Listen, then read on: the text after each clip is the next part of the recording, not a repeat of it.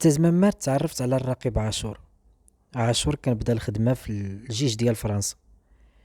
كان من واحد الجيش تيقولوا له جيش الكوم. حتى لقى راسو من العساكرية اللي صايقهم عبابو، واللي شاف فيه واحد المرشح مثالي باش ينفذ داكشي اللي كان عبابو تيخطط ليه، وكان تيخطط بطبيعة الحال باش يسالي مع الملكية في المغرب. فدخلوا معاه في العصابة. عاشور كان عقله ثقيل، ما تيتعلمش مزيان. داكشي علاش اعتمد على واحد القضية سهلة وقديمة باش يرضي الشاف ديالو. عاشور ولا هو الشكام اللي تيدي ويجيب الهضرة لعبابو. الشعار باش خدام هو نشوف نقول، وحتى إلا ما كان والو وما شفت والو خصني نقول شي حاجة. عاشور كان جاسوس شكام وتيوشي بعباد الله. وبيني وبينكم هاد الصفات دايرين الثمن، حيت دغيا بنادم تيطلع بهم. وبهذا الشيء ولا عاشور هو العينين ديال عبابو اللي تيشوف بيهم، وهو الودنين ديالو، هو الودنين اللي تيسمع بيهم. واخا صراحة عانى بزاف، عانى من الحسد والتابعة والحفير ديال عقا اللي كان باغي يكون في بلاصتو، باغي يكون اليد اليمنى ديال المعلم الكبير. وهكذا عاشور لقى راسو هو العدو رقم واحد ديال عقا، خصوصا منين عرف باللي هضرتو والتبركك ديالو ما بقاو ساويين والو حدا المنافس ديالو الجديد. ولا خدام بديك المثلة الشعبية المغربية اللي تتقول: اليد اللي ما نقدر نقطعها نبوسها. عاشور كان مشدود في البنيقة اللي جنب دريس الدغوغي، يعني قبالتي مباشرة.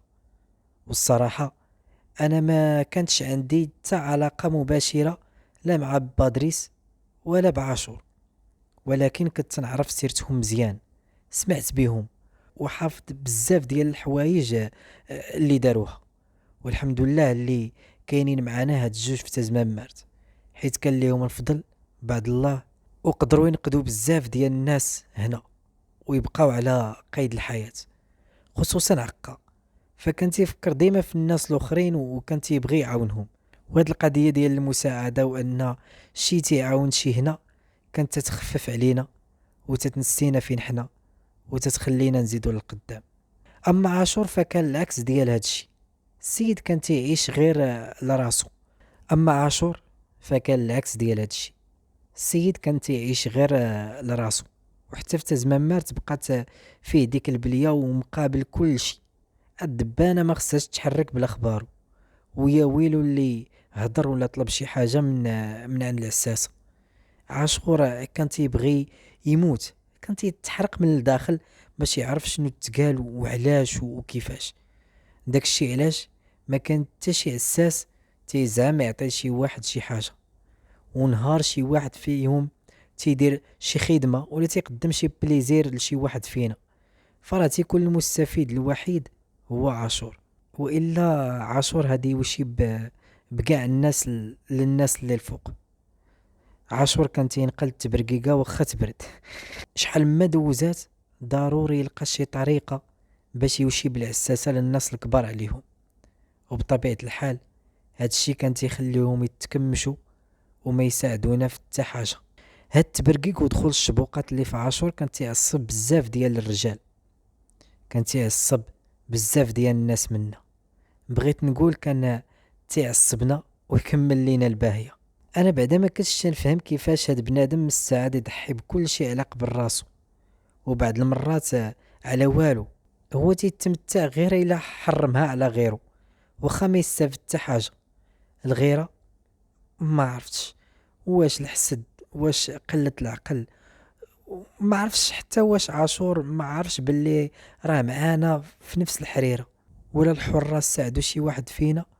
راه هادي زعمو يساعدوا كل شيء، ولكن الحسد يديرها من غير انه حرام وفيه الذنوب، ولكن راه مرض تيصيب صحابه وعذاب صعيب وعزلة كبيرة.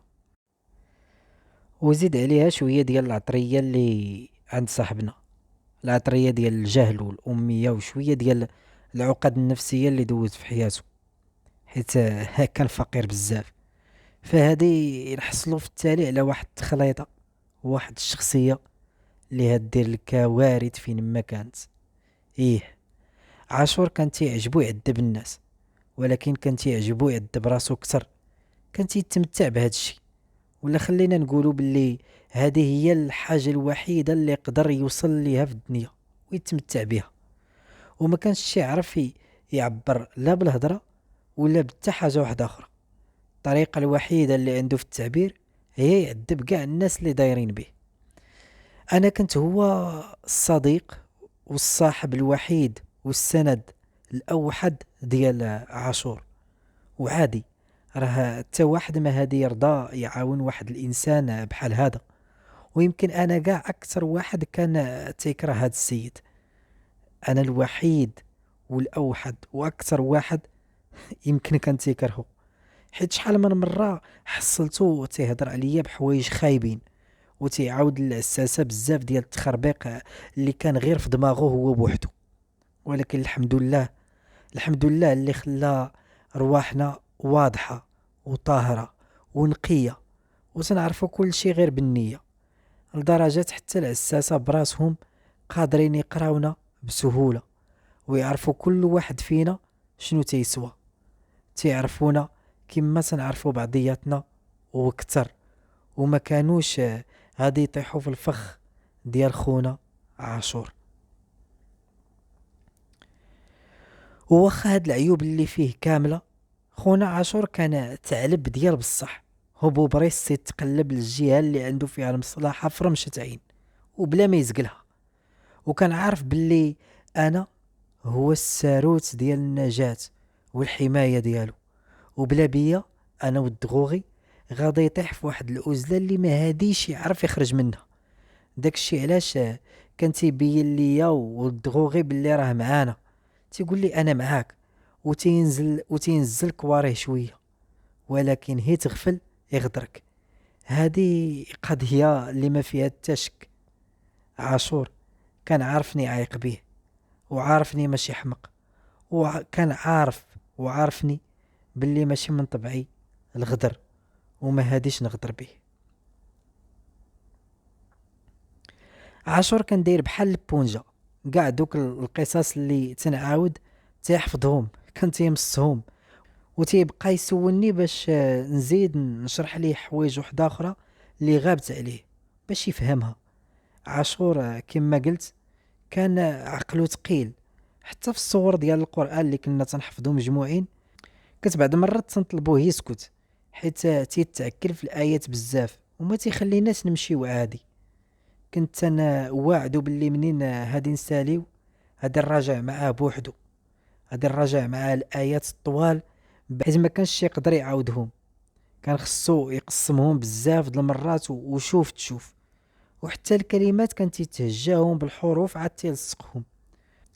وهكاك تدوز واحد المجهود كبير باش يحاول يحفظ، وإلا ما قدرش تيبدا يتعصب ويغوت ويضرب هي بوحدو، ويرجع عاوتاني يبرد ويطلبني نحفظ معاه من جديد.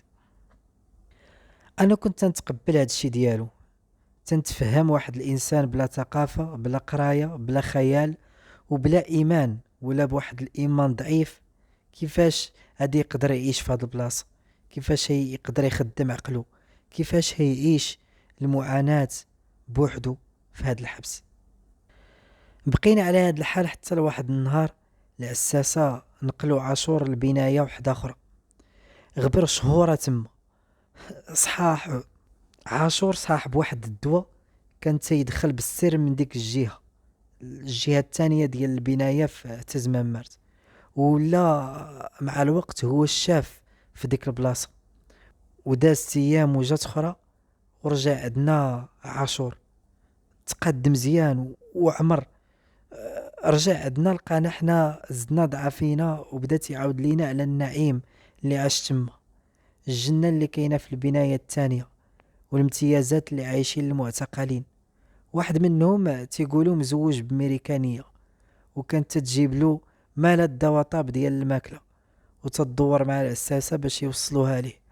هاد السيد سميتو الطويل، وكان من نفس القبيلة ديال عاشور، ولقاها سبة باش يتقرب منه مزيان، ولا تيقول له كاع باللي ولا تيحاول كاع يقنعو باللي راه هو وياه ولاد العمام ومن قبيلة وحدة. خصوصا ان عاشور ما كانش قاري وكانت فيه شوية ديال العنصرية.